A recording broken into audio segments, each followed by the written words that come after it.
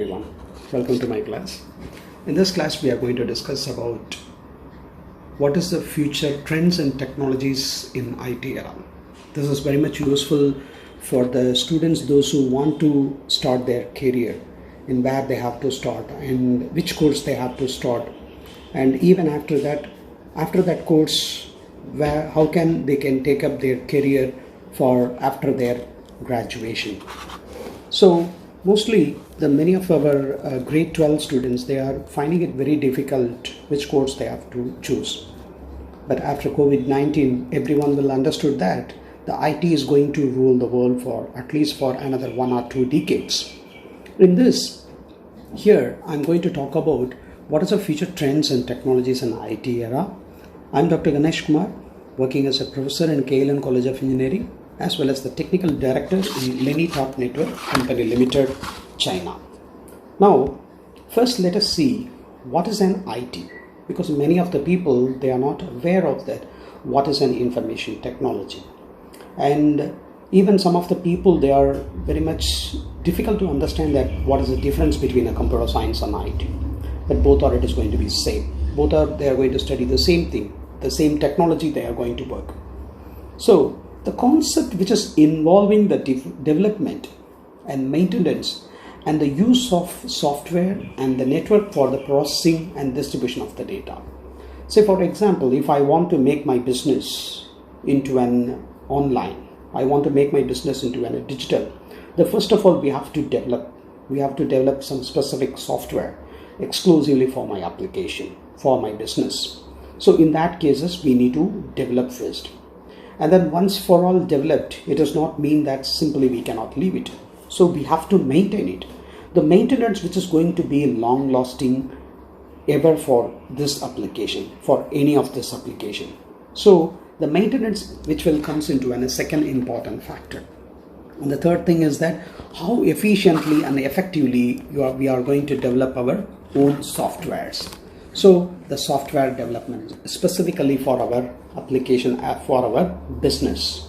And then if I want to expand my business not only from one location, I want to expand it for a multiple location. In that cases, I was supposed to network of all the processing. It means that if I'm going to maintain one inventory system, I'm going to have a common stock area, but I have a 10 different location distribution system. I need to know, the business people need to know that how much the products are selling and when the demand is going to be arised and what is the inventory level when they have to place an order for the product. So to networks for the processing as well as the distribution of the data. So you all know that in 21st century, the data is going to be a fuel. In last 2 centuries, the main resources are going to be an fuel. So but here in 21st century, data is going to be an fuel.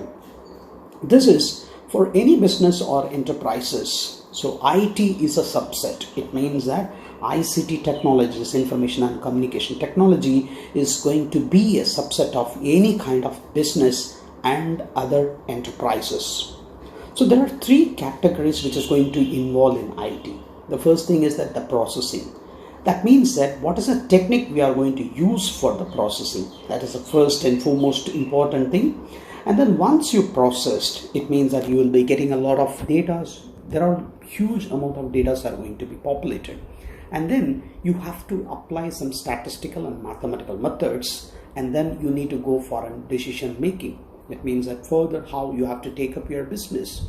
It is irrespective of any kind of business. It is not relevant to only IT side.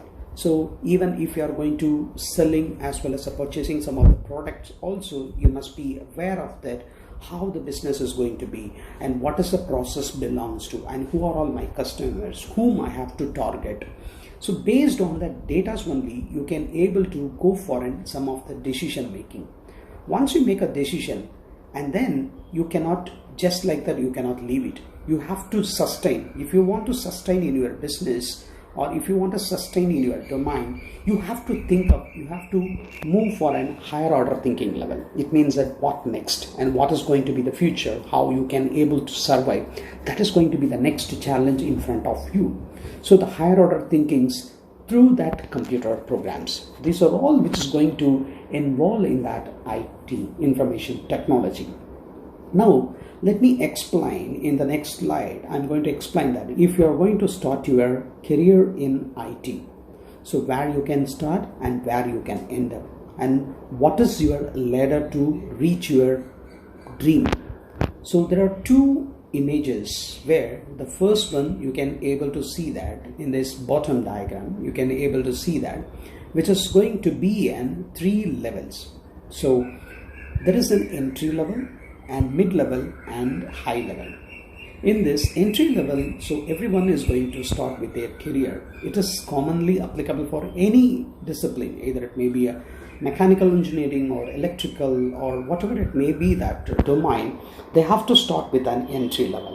Entry level, it is going to be a beginner level. So there everyone has to be exposed. And then mid level, you have to move some extra higher level. After that mid level, you can elevate it into that higher levels. Either you may be a consultant or architect, or it may be a project manager. In this case, from the mid level only, either you can shift into your career into managerial level, or else you can go along with your technical perspective itself. Now let me explain with how you can start your career as well as you can reach the greater heights in your IT domain. The first, when you are in graduation period itself, you have to focus on, you have to do some interns. So you have to do some interns as in the graduate level, in the university level itself. After the intern, you will get some lot of exposure in industries while you are year 2, 3 and year 4. And then you will be starting your career in software engineer. You will be starting your career as a software engineer in any of an industry, either it may be a start or mid-level or high-level industry. And then you can move into a next higher level, some senior software engineer, and then you can go for a tech lead, and then project manager, and then engineering manager. There you have to, you can able to move some the next level as an managerial level. So engineering manager, senior engineering manager, and then finally you can able to reach your director. So this is what your IT ladder. So where you have to start and where you have to end up. Next, what I'm going to talk about is what are the 12 important key elements, important key technologies which is going to dominate for this 21st century, or at least by 1 or 2 decades, which is going to dominate. And then we will be seeing that how much percentage which is going to involve, what is the degree which is going to involve in business or the governance. There are 12 emerging trends that is going to be the future industry trends. That 12 emerging trends are going to be at least by 1 or 2 decades. For the next 4 years, there will be a huge demand is going to be there. The first one is a machine learning and the Internet of Things, blockchain, quantum computing, 3D printing, robotics, biometrics, augmented reality, artificial intelligence, virtual intelligence, and virtual reality, drones, and autonomous vehicle. Now let us see what are all the important things. What is a machine learning? What is an IoT? How you can, with some small example, I'm going to show all the 12 different technologies, and then I'll be explaining that what next to do after your engineering graduation also. Now, machine learning. So what is mean by machine learning? So learning is always should be there. For example, if any one child is born, for every moment which is learning, it means that their parents and teachers, they will be giving that, they will be saying that this is apple. So this kind of architecture is going to look like an apple, this type of structure. Similarly, they will be describing the things. So immediately the child is going to learn the things. After that, whenever the child is going to saw the same kind of material, the child can able to recognize the things, it is an apple. So that is what we are going to do with that machine learning. It is a system's the ability to learn with the data and without being explicitly programmed. For example, in this right hand side, you can see that animation.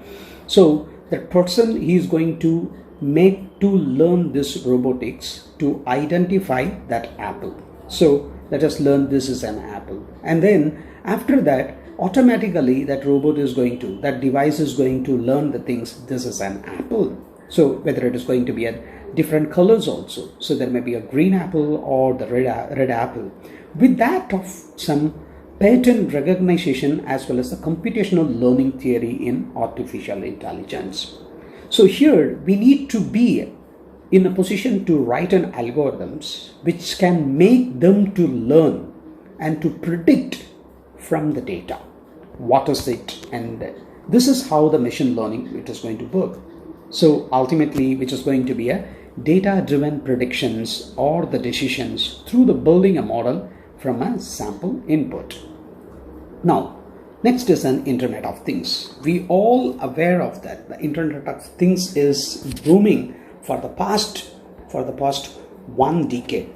So what is an IoT? The IoT is an network of physical devices or the vehicles or the home appliances. Even now we can able to see in our home there is an automated light, there is an automated refrigerator, smart refrigerator, whatever, the smart TV, all these things which is going to be under the principles of IoT. It means that the physical devices, the networking of physical devices can be via the mobile. If you can able to operate any of the things, that also will comes under that Internet of Things. If you see that the below diagram, there are two examples. One is an light, right hand side it is an light.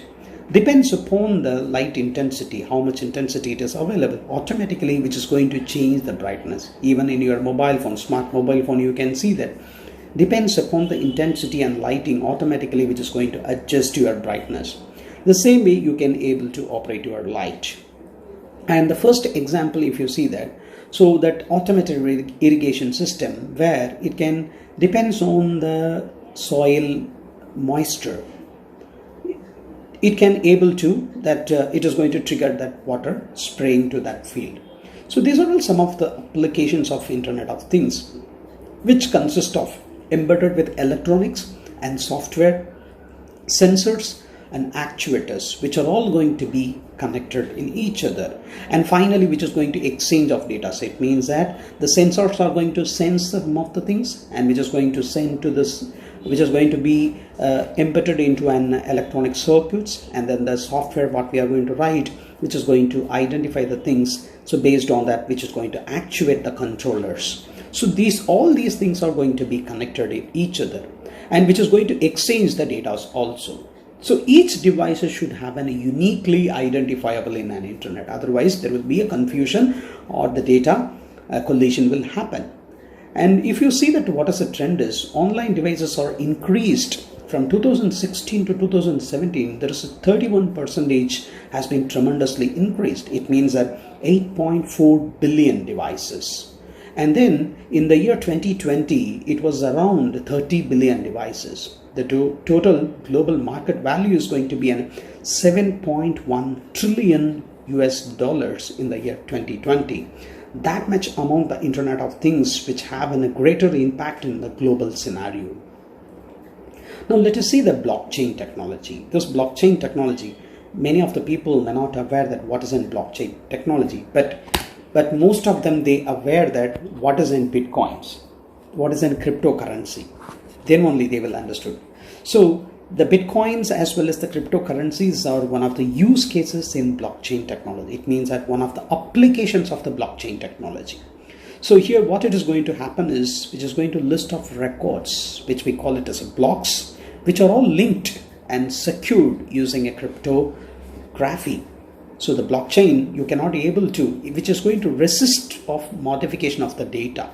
For example, what they are going to see is in Amazon in the USA, they will be using that blockchain technology for their e-commerce application. It means that if any one fruit is going to be cultivated from the farmland to at the receiver, the whoever that is going to be sell it in the Amazon, and then somebody else is going to purchase it. All these transactions are going to be embedded into a blockchain technology. So you cannot change any of the things. So when it has been grown, when it has been packed, when it has been couriered, and how it has been traveled, via which way it has been traveled, and when the user is going to receive it. All such informations are going to be used in a blockchain. This is one of the best example and usage of the blockchain. Even now in Bengaluru, we used to have one public automated ATM machine for Bitcoin also. So we all know that it is a Satoshi Nakamoto has been invented this Bitcoin that was very famous application of blockchain technology. You cannot alter any of the things once it has been happened. Next is the quantum computing. This is going to be the future computing. That means that most powerful mechanics for a new approach to the processing the informations, which consists of principles of quantum mechanics that is going to exploit the complex and fascinating laws of nature that are always there. One day, definitely, which is going to lead a revolutionary breakthroughs in the materials of drug discovery and the optimization of a complex man-made systems with that artificial intelligence. Next very interesting application is the 3D printing.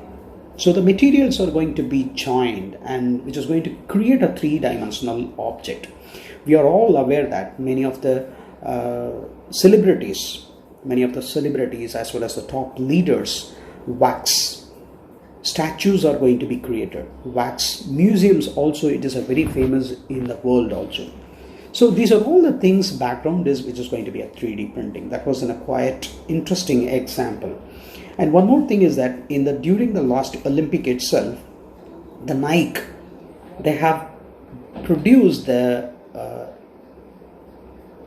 shoes with the help of 3D printing. It means that they are going to scan the player ankle.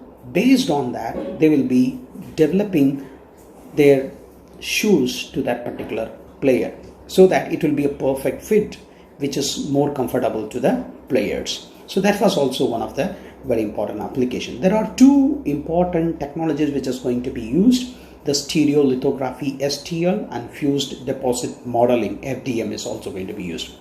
So this main application is to produce the complex shapes using a very less materials than that of the traditional manufacturing methods.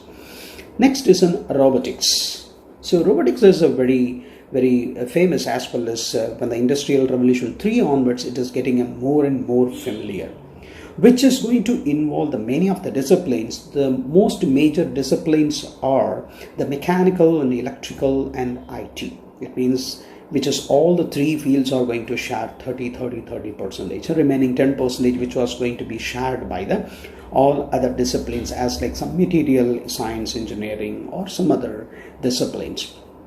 So here the computer systems for their control, sensory, feedback mechanism, and then the information processing. All these things are which is going to be developed as an algorithm which is going to mimic the humans as well as replicate how the human which is going to be an actions. So the robots can be used in any type of situations and for any other purposes, where the many dangerous environments, for example, for a bomb detection on bomb deactivation, as well as some of the nuclear radiation areas, some natural disastrous areas also, these robots can be used in a very high levels of things. In the right hand side, you can able to see the picture that is in Boston University Dynamics. So in this university also they have developed robots which is similar to that of animal, which is mimicking that how the animals is going to behave in this. There are greater developments as well as research which is going on there. And manufacturing process where the humans cannot survive, wherever the humans cannot able to survive, in those areas also the robotics are going to be greatly which is going to be used. So these robots are inspired by the nature and contributing to the field of bio-inspired robotics. So the mechanics and nanotechnology as well as the bioengineering also going to be used in a greater way. Next is in biometrics. So the biometrics, everyone will understand that in a mobile phone, whatever we are using it in a thumb biometric, only that one. But it is in reality, it is not only that is a only application. Beyond that, there is a statistical analysis of the people's unique physical and the behavioral characteristics. So based on their unique physical characteristics also we can do that, as well as the behavioral characteristics also we can do that. It is used for identification and the access control and surveillance applications also. It is identified by either his or her intrinsic physical or the behavioral traits. So the physical identifiers which is going to relate it to, we all know that facial recognition, fingerprints, these are all we normally used in even in our mobiles as well as the laptops. And then finger geometry, iris recognition and vein recognition and retina scanning and voice recognition and DNA matching. These are all the greater applications of the physical identifiers used in biometrics. And then behavioral identifiers are, it is an individual acts, how I behave, that is going to be different, and which including the recognition of typing patterns and walking gait and other gestures, how my gestures may be different from others' gestures. So likewise, which is going to be used in the biometrics, not only by the physical hand biometrics alone. Next is an augmented reality, which has been nowadays we could able to see that in our smart devices also has been embedded, which is in a live, direct or indirect views of the physical real world environments. Even you can able to see that many of the things you could able to visit some virtual tours. In the buildings also you can able to see that augmented reality. And before construction itself you can able to visualize that how it looks and how you can enter. If you physically enter in a real world, if you enter, how you feel, that same feeling also you can able to create it. So it is not only that only by means of perception, and also which is going to add or enhance something like graphics, sounds and touch. Sometimes the touch feedbacks also can be added along with your augmented reality. Next is a very important applications, a very important technology which is going to be an artificial intelligence. So many of the devices, they will try to use an AI based. Even nowadays you can see that in your smart mobile phone, AI enabled cameras. If you click your picture, then picture itself it can able to say that it can say about your age also. So you may be 42 years male, you may be 32 years female. Likewise, it can able to identify. It means that how one person can able to, by seeing it, he can able to recognize and tell that the same thing which is going to be embedded onto it. So the creation of intelligent machines that work and react like humans. For example, I may be having a 20 years of experience in my mechanic field. So I'm a good mechanic, bike mechanic. So if I have a 20 years, whatever I have gained the knowledge, all that things I could able to program it with the artificial intelligence. I can able to create my own brain into all that programming. So that experience we can able to make it as a small product. So that product can able to mimic as like how I repaired that particular motorbike, right? So which is going to involve that the speech recognition, learning, planning and problem solving. So the essential part of that technology is going to used in an industry. So the programming is mainly which involves that knowledge. The knowledge is going to be a core part, as I said. So how much knowledge I gained, that knowledge I'm going to give it to that system so that the system can able to act like me. How I behave in that situation, the systems can able to act, because that is the core part. That is the knowledge. And then reasoning, what is the reason for that? And then problem solving, and then perception, how from the data it is going to perceive the things. And then the learning, and then the planning and manipulate as well as the move the objects, which are also going to use that machine learning as well as the deep learning and AI robotics. So all these things is, if you see that overall the biggest umbrella is going to be an artificial intelligence. Under that artificial intelligence, automatically the machine learning is going to be a part. So it is going to learn the things, and then the deep learning is going to be inside the part of an machine learning. So from the deep learning and then the machine learning and then the artificial intelligence, which are all going to be comprisely, which is going to populate the huge amount of data where we can use that data science technologies also. Next is the virtual intelligence. So VI is all only utilized to assist the users and the process data. It means that AIs are actually, it's self-aware. It's the only thing is that we are going to create some clever programming. And personality imprints. So here the virtual intelligence, the two major thing is that the personality imprints as well as ancestors VI. So what it means for personality imprints is with their behavior parameters and the speech pattern and my appearances based on the specific individuals. For example, they want to develop as like me. So it is one way of cloning kind of things, which is an illegal, which is not allowed by the government. So it is an illegal to make an VI based on currently living the people. So whatever the currently living people, if you are going to develop, which is completely illegal, you are not supposed to do that. Whereas for attempting to make their ancestor VI, some very big leader is there, very big genius is there. So we want to mimic his ancestor. What we need to preserving the wisdom and the personality of their ancestors. That is truly intelligent. That will comes under this virtual intelligence. Next, we are all aware that the drones are fully autonomous. There are two types of drones which is available. One is a fully autonomous vehicle that flies without any human intervention. That is a unmanned aerial vehicle, UAV, which is called which is majorly used in military areas. And the second one is a remote controlled drones. And even in Amazon nowadays, the Amazon is for delivering their products, they are using the drones. So automatically GPS location, which is going to be programmed, which is going to hold that parcel and which is going to deliver it to the destination point. So in 1898 itself, Nikola Tesla's, which has been demonstrated a tele-automation, which was remotely controlled by some small boat with the help of some radio frequencies, with the help of radio waves.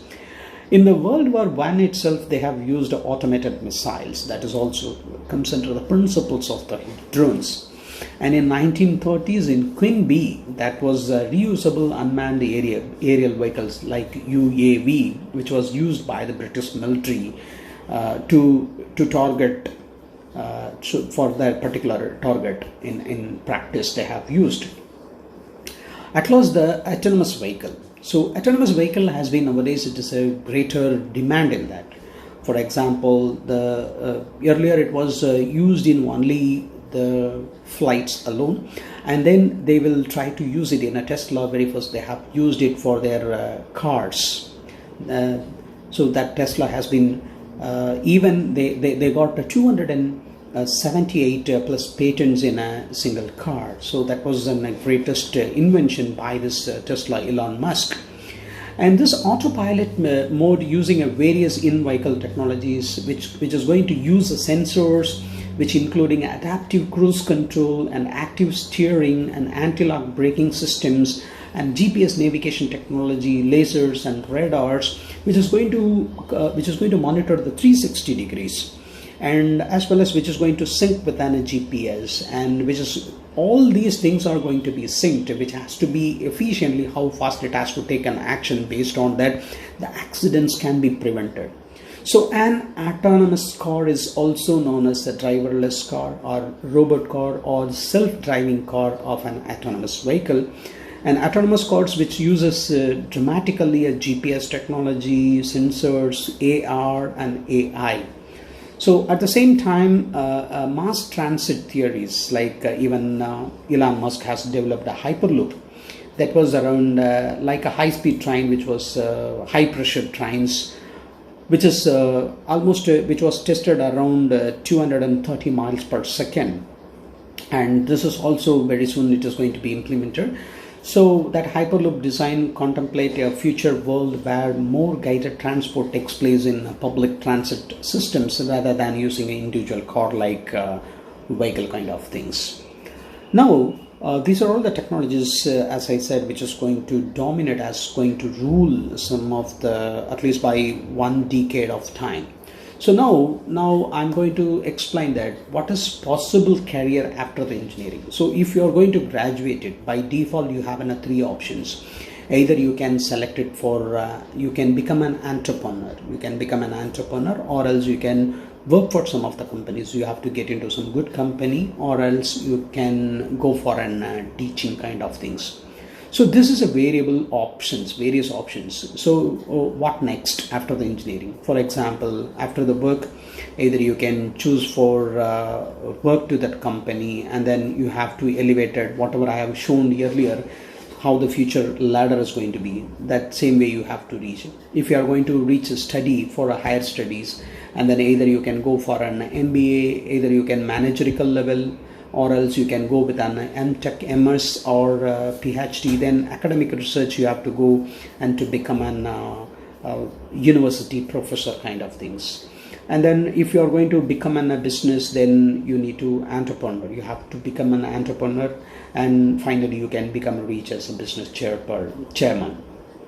And then parallelly we could not avoid that. Either you are going to be an academic, or going to be an industry, or you are going to be an entrepreneur. Parallelly you have to take up your social responsibilities, and this is what you can able to choose it as a career. I hope in this class, in this video, you can understand that what is an IT trend and what are all the technologies which is going to dominate. Hope you can understand. So whatever the technology we have discussed, all the 12 technologies, almost all the technologies, almost 70% of technology is completely dominated by the IT, and the rest of the technology is also around 30 to 40% of stake, which was completely, it is going to be a subset. IT technology is going to be a subset of that, any type of domain. So hope you will choose your career in IT domain. I wish you become a great engineer in the future. Thank you for watching. If you don't subscribe to my channel, please subscribe to my channel. Thank you. Have a great day.